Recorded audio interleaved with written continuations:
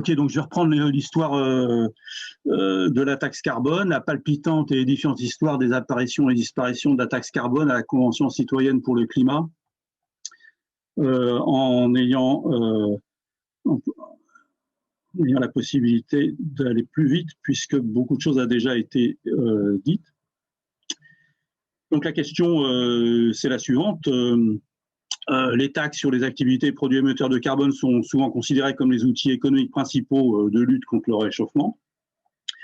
La Convention citoyenne pour le climat avait pour objet de définir les moyens de cette lutte. On pouvait donc s'attendre à ce que ces taxes occupent une bonne partie de la Convention et figurent d'une manière ou d'une autre dans les propositions finales. Or, ça ne semble pas être le cas. Comment est-ce possible? Alors, je rappelle très brièvement qu'est-ce que c'est dans la taxe carbone dans le contexte français.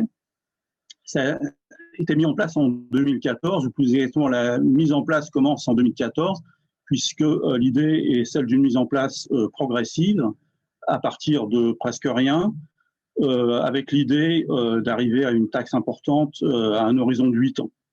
Donc, par exemple, la taxe qui était au départ de 7 € par tonne, on visait une centaine d'euros en 2022. Et en 2018, donc à mi-chemin, au bout de 4 ans, on était arrivé à 44 € par tonne, ce qui correspond à 8 centimes par litre d'essence. Et à ce moment-là, la progression de cette taxe a été gelée suite au mouvement des Gilets jaunes.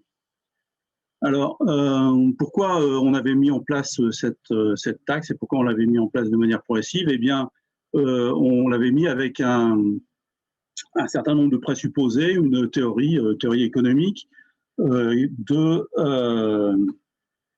la taxation qui est que pour réduire la destination de la taxe et de réduire la consommation d'émissions de dioxyde de carbone, il y a une espèce de théorie économique qui dit qui repose sur les effets incitatifs du prix. Tout simplement, si le prix est plus élevé, les gens consomment moins. C'est un effet direct donc sur l'arbitrage effectué par l'acheteur. Et cet effet induit des effets indirects de réorganisation industrielle. Au bout d'un moment, les gens qui produisent des produits qui ne sont pas achetés, ils arrêtent de les produire. Un effet de symbole normatif. Quelle société voulons-nous? Si nous voulons une société décarbonée, on donne le signal, c'est une autre forme de signal prix, que le carbone, c'est pas bien. Et cette théorie des effets incitatifs est doublée par une théorie de la redistribution qui repose sur des idées d'unité du budget et de non-attribution des recettes qui permet de découpler les ressources de l'État et ses dépenses. Alors, toute cette belle théorie est battue en brèche par la manière dont le mécanisme de la taxe carbone est perçu. Taxer les émissions de dioxyde, en fait, c'est surtout taxer le consommateur. Enfin, c'est taxer le consommateur, c'est vu comme ça. L'idée que la destination de la taxe est de réduire la consommation peut être mise en doute.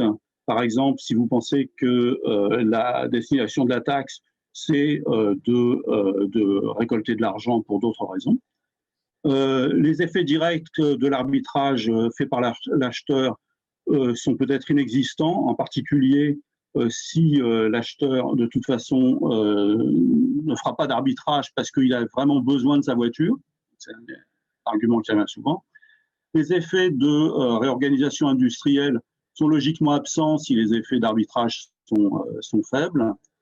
Les effets de symbolique peuvent être tous aussi bien négatifs que positifs. Par exemple, cette taxe est un symbole de l'injustice, de la manière injuste dont l'État prélève ses recettes.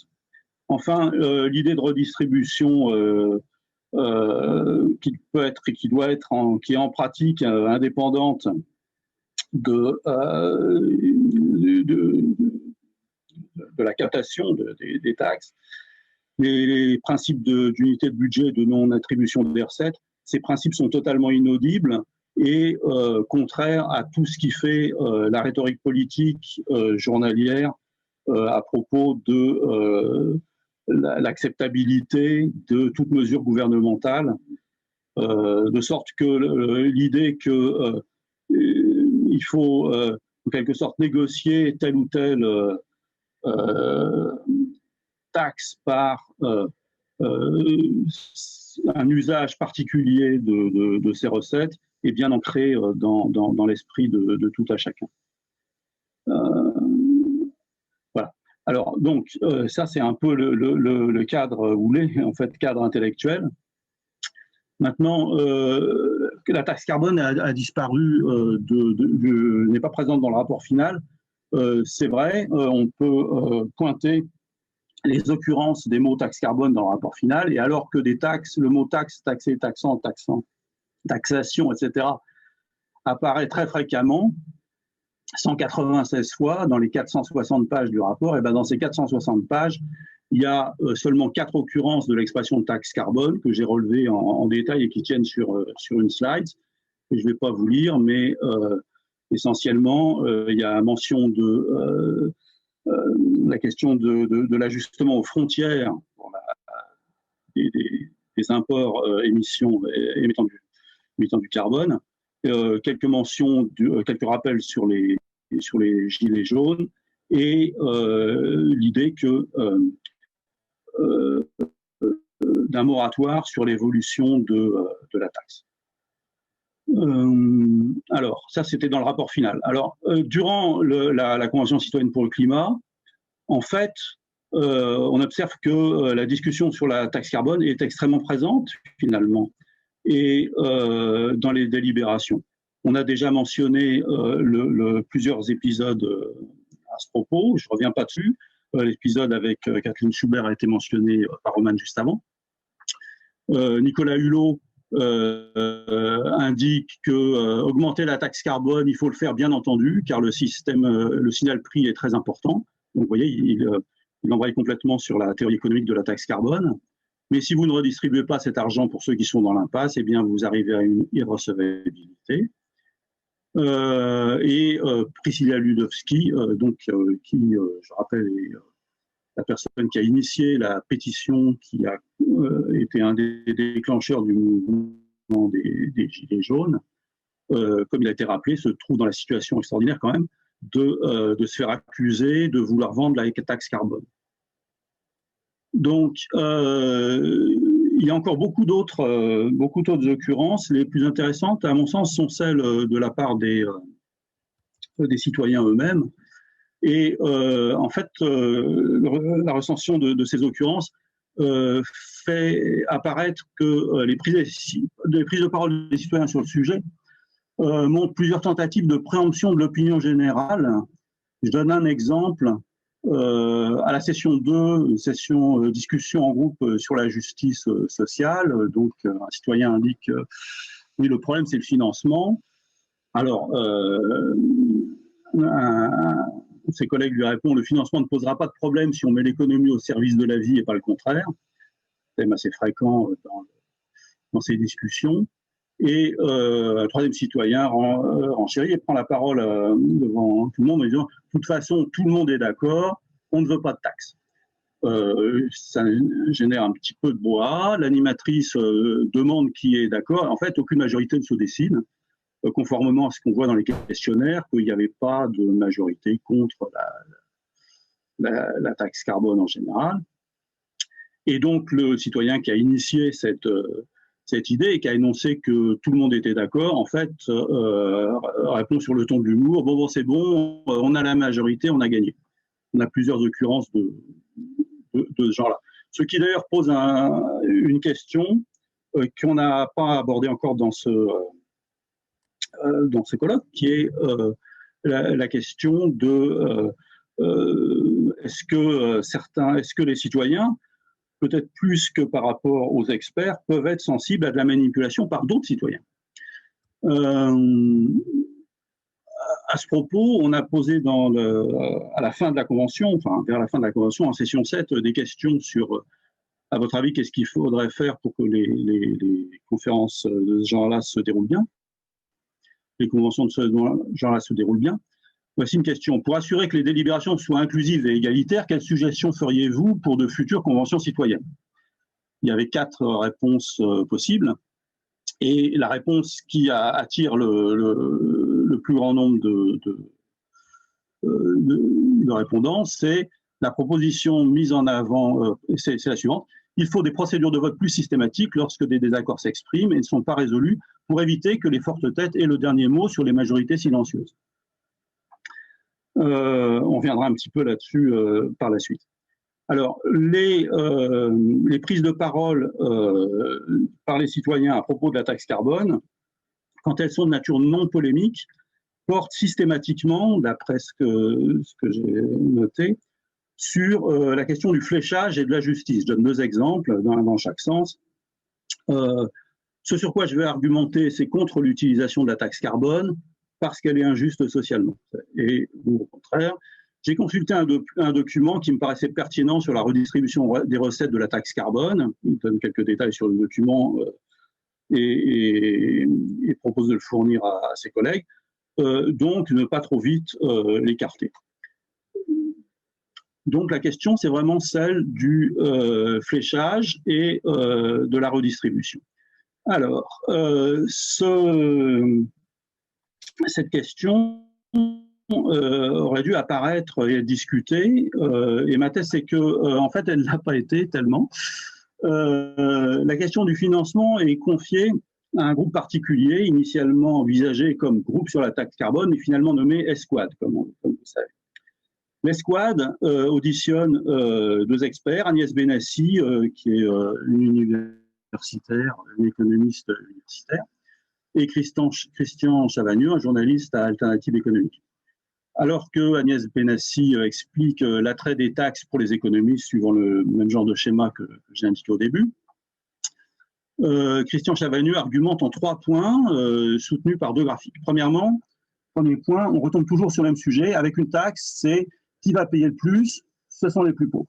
À l'appui de cette idée, il donne un graphique qui montre qu'un indice de vulnérabilité du chauffage suivant le revenu. Et donc, il indique que les gens qui sont riches sont moins ont un indice de vulnérabilité de leur chauffage faible. Deuxième point de Christian Chavagneux, les experts ne sont pas tous d'accord car ce n'est pas si facile de redistribuer.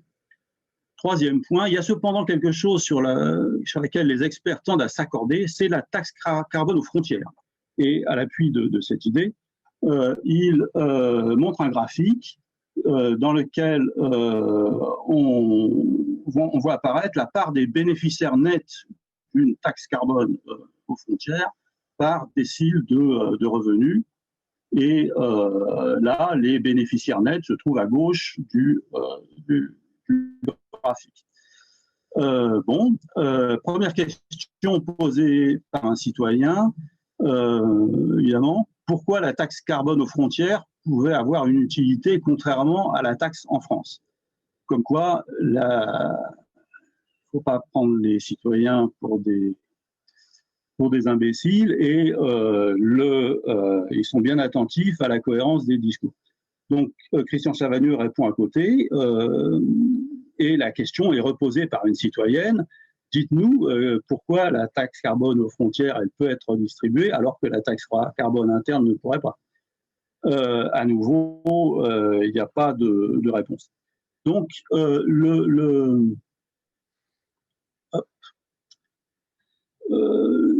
on voit qu'en fait, c'est la première occasion manquée. La question de la redistribution et même la question du fléchage n'a pas été abordée de manière concrète. Aussi bien Agnès Benassi que Christian Chavagneux expliquent que c'est important, mais au fond, ils n'en disent rien. Pour Agnès Benassi, c'est dans la tradition de la dissociation des recettes et des dépenses. Pour Christian Chavagneux, c'est, je ne sais pas très bien pourquoi, mais en tout cas, il n'en a pas parlé. Alors, cette disparition de la discussion va être facilité par une excellente nouvelle qui est arrivée à la Convention, qui est arrivée en fait en deux temps. Plusieurs intervenants ont d'abord contribué à tempérer l'injonction à la rigueur, à l'économie, avec d'autant plus d'impact qu'ils sont eux-mêmes économistes. Par exemple, Agnès Benassi-Kéré signale l'abondance actuelle des capitaux en recherche d'investissement. Les derniers mots de sa présentation sont « c'est vraiment ça l'enjeu, de débloquer toute cette masse d'argent privé ». Dans une discussion dans la session 5 sur le financement, un autre professeur d'économie, Patrice Jonfron, dit mot pour mot « bonne nouvelle, ça ne coûte pas si cher » et Benoît Leguet abonde dans le même sens. Donc la discussion est résumée avec humour par une citoyenne et je me dis qu'avec toutes ces mesures, on aurait même de quoi financer les retraites. Cette bonne nouvelle, que finalement il n'y a peut-être pas tant que ça à se préoccuper de l'aspect financier, eh bien, c'est la perspective du plan de relance lié à la crise du Covid qui va achever de relâcher la pression. La gouvernance de la Convention joue, je pense, assez habilement avec les événements qui se bousculent au printemps, le report, le confinement, l'annonce prochaine du plan gouvernemental, pour que les propositions de la Convention soient annoncées par anticipation. Ça permet à la Convention de monter dans le train du plan de relance pour le verdir, ce qui est un gage d'efficacité, et d'aplanir les difficultés internes potentielles sur la question du financement. Résultat des courses, une discussion approfondie sur les aspects redistributifs globaux a été manquée. L'appétence notable pour les questions fondamentales qui est réelle dans la Convention n'a pas pu se concrétiser sur cette question économique. On n'a pas de proposition forte, concrète, pour dessiner une vraie structure écologique dans notre future fiscalité, qui pourrait par ailleurs promouvoir la justice sociale. C'est une vraie occasion manquée, je pense. Comment on est arrivé à ça? On est arrivé d'une part par la timidité de certains experts qui mentionnent le problème sans l'affronter, et deuxièmement, la difficulté pour les citoyens de poser clairement cette question. Cette difficulté, elle a deux causes. Premièrement, une grande attention de leur part aux enjeux internes. La question du financement est une question politique, comme ça a été rappelé dans une des interventions précédentes. Il y a une possibilité de scission, de disputes, de complications. Les citoyens étaient dans leur rôle et ils ont assumé ces enjeux internes et ils ont contourné la difficulté. Et deuxièmement, il y a un manque de conceptualisation. C'est-à-dire que le rôle des experts et le fait qu'on ait choisi de travailler en groupe, de faire réfléchir les gens sur des mesures une par une, de leur demander des propositions relativement ciblées, a fait que les experts étaient des experts de tel ou tel secteur. Les experts économiques auraient pu proposer une vision d'ensemble plus large, ne l'ont pas fait.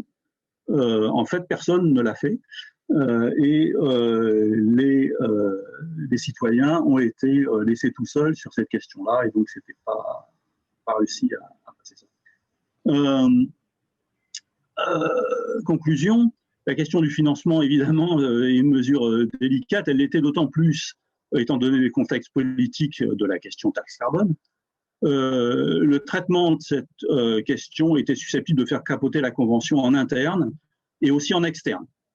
La Convention, dans son ensemble, à mon avis, d'après ce que je vois, a su gérer le problème. Elle a été fortement aidée par les circonstances. tant mieux. Le plan de relance, le fait que les taux d'intérêt soient bas en ce moment, malheureusement au prix d'une impasse sur la question de la redistribution globale et d'une réflexion très profonde sur la justice sociale. En fait. Les questions de justice sociale sont souvent vues sur des questions ponctuelles et on n'a pas de réflexion tellement globale, je pense. Elle a fait tout ça en faisant preuve d'une certaine finesse politique dans son action à plusieurs, son action de groupe. Alors, ça sera ma dernière slide. La finesse politique de la convention citoyenne. J'ai mentionné au début une des questions posées dans les questionnaires en fin de session, où on voyait que les citoyens, un bon nombre d'entre eux, s'inquiétaient du fait que certains citoyens puissent préempter les débats. Je ne voudrais pas laisser les auditeurs sur une mauvaise impression. Pensez-vous, une autre question, pensez-vous que les délibérations à 150 ont été inclusives et égalitaires? Une très large majorité des répondants, même si on n'est pas très nombreux, à cette question, fournissent une réponse positive. Donc, par-delà les difficultés qu'ils ont pu ressentir, c'est un fait, je pense, qui est très massif, en fait, les citoyens ont une très bonne opinion de leur propre délibération, preuve qu'ils savent gérer les difficultés. Je conclus avec un extrait d'entretien à propos de la taxe carbone et qui montre cette finesse politique dont, à mon sens, la Convention a fait preuve. Donc, à propos de la taxe carbone, citation, globalement, tout le monde était contre parce que ça avait tellement fait de polémique qu'il ne fallait pas parler de la taxe carbone. Il fallait la remettre d'une autre manière. Donc, je ne sais pas, moi, en augmentant les malus, en mettant la taxe sur le poids, voilà. Enfin, je ne suis plus très clair là-dessus, mais il me semble qu'on a changé de vocabulaire, on a mis autrement. On ne pouvait pas parler de cette taxe carbone. La taxe carbone, c'était compliqué. Donc, ça a été pris en compte, mais autrement. En relance, ah oui, donc dans vos discussions, vous aviez bien à l'esprit, est-ce que ça peut être accepté? Quels sont les mots à utiliser ou à ne pas utiliser? En fait, vous avez quand même fait pas mal de vraies politiques, non? Réponse, certes, sans le savoir, oui, c'est sûr. Oui, c'est sûr, on a fait de la vraie politique. Donc, c'était ma conclusion. Il y a deux questions pour Jean-François Laslier que je vais du coup donner. La première dit « Bonne remarque de l'influence des citoyens les uns sur les autres, mais n'est-ce pas souhaité dans un processus délibératif, certes pas sous n'importe quelles conditions, mais selon lesquelles selon toi ?» Donc, je réponds aux questions de Paul, oui. Oui, à mon avis, il n'y a pas de problème, c'est souhaitable, la condition étant que les citoyens, dans leur dynamique collective, puissent gérer ce genre de choses. Et ils peuvent le gérer de plusieurs manières. Ils peuvent le gérer comme ils se connaissent les uns les autres, ils finissent par évaluer la parole des uns et des autres à l'aune de leurs connaissances, d'accord? Donc, si quelqu'un parle fort, par exemple, eh bien, si on sait que d'habitude il parle fort, c'est pas la même chose que si on le sait pas. Donc, ils peuvent le gérer de cette manière-là. Ils peuvent le gérer, je pense que c'est extrêmement important, dans le temps, c'est-à-dire qu'il leur faut le temps de faire ces réévaluations. Il leur faut le temps de comprendre, de se comprendre entre eux pour pouvoir gérer toutes ces difficultés. Et mon opinion, c'est que avec cette longue convention, ils ont pu gérer ce genre de choses. Et à partir du moment où ils peuvent le gérer, effectivement, ça devient très bien que ça existe. Parce que ça ouvre beaucoup plus de possibilités de prise de parole, il y a probablement moins d'autocensure. Voilà. Merci. La deuxième question pour Jean-François, c'était je ne comprends pas pourquoi les citoyens étaient dans leur rôle et l'ont assumé. De quel rôle parles-tu également? Éviter les sujets qui fâchent et ne garder que ceux qui font consensus, ce n'est, semble-t-il, pas le but d'une délibération. Alors, je reprends mes slides alors. Non, c'est un peu compliqué peut-être. Quand je dis que les citoyens étaient dans leur rôle, je pense qu'il leur est demandé en pratique dans ces assemblées, il leur est demandé de gérer leurs relations interpersonnelles. Ça, on peut leur demander. Il ne faut pas demander aux animateurs de le faire pour eux. Ça ne marchera pas. Et ils sont tout à fait capables de faire ça. C'est des compétences humaines qu'on peut attendre de tout un chacun. Donc, pour ce genre de compréhension, on peut l'exiger des citoyens. On peut l'exiger, c'est pas un problème. On peut l'exiger des citoyens. Ils sont dans leur rôle quand ils exercent ça. Par contre, on peut pas, ils seront pas dans leur rôle. On peut pas exiger d'eux que ils conceptualisent des choses à un niveau d'abstraction un petit peu élevé. Il n'y a pas de raison qu'ils aient les outils pour ça. C'est pas leur métier et c'est pas leur pratique quotidienne. Donc voilà. C'est à ça que je faisais référence dans cette slide. Je suis pas sûr de bien répondre à la question. Je sais pas. Comment interprètes-tu la réponse sur le besoin de recourir davantage à des procédures majoritaires plutôt dans le processus? Il y a d'une part, je reprends la question si j'ai son texte. Pour assurer que les délibérations soient inclusives et égalitaires, quelles suggestions feriez-vous pour de futures conventions citoyennes? Et l'item, c'est la proposition, c'est il faut des procédures de vote plus systématiques lorsque des désaccords s'expriment et ne sont pas résolus pour éviter que les fortes têtes aient le dernier mot sur les majorités silencieuses. Et donc, les gens qui cochent ça, on ne sait pas si c'est principalement parce qu'ils veulent exprimer, oui, il y a un problème avec le fait que les fortes têtes peuvent avoir le dernier mot sur les majorités silencieuses, ou bien, oui, pour toutes sortes de raisons, je voudrais qu'on vote plus souvent. D'accord? Alors, malheureusement, il ne faut pas poser deux idées dans une même question, et là, c'est ce qui a été fait. Je pense pas que je pense que c'est plutôt cette deuxième chose qui les a attirés, la mention qu'il y a une difficulté avec les fortes têtes, suivant l'expression utilisée ici. Et à partir du moment où c'est ça, comme on leur demande dans le libellé de la question, on leur propose la solution, on pourrait voter, du coup, ils le font.